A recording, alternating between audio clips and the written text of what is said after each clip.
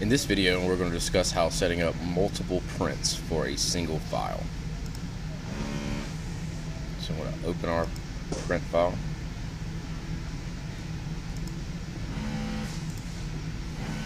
Now, this is an 18 by 24 inch print. We want to print 4 of them at the same time.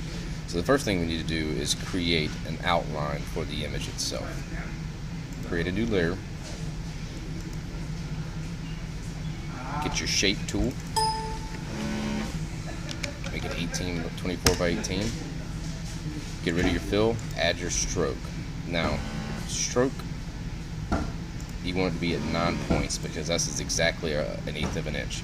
You also want to align it to the outside of your bounding box. Then you want to vertically and horizontally align it to the artboard. Once that is done, you want to group everything together.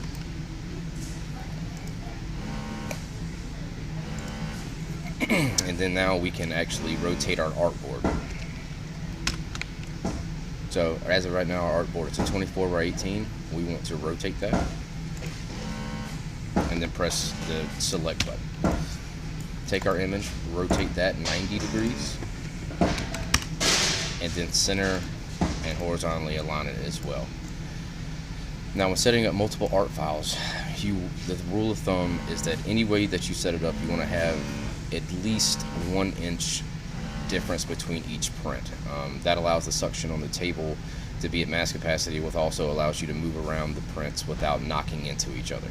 So for this case, we're going to set up 4 individual files in a vertical line. So we're going to have to do a little bit of math. It's not that big of a deal, but this is going to help us out a lot. So right now our artboard is at 18 by 24. So the width of the print itself is 18 inches. So we need 4 times 18. That is 72 inches. So you also want to add 1 inch increments between each print. So if you have 4 prints, then you want 3 increments. If you have 5 prints, you want 4. If you have 6, you want 5, and so on and so on. So you want to add 3 inches to the 72 that we have. So the width of the artboard would be 75 inches.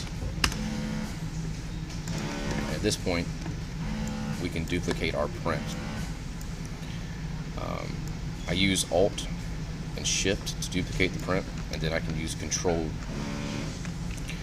Alt Shift to duplicate the print, and then I can use Control D to duplicate my action. Then I'll select everything on the artboards, and then I'll use my horizontal distributed alignment button. This actually aligns every single piece of art on the board at perfect distances from each other.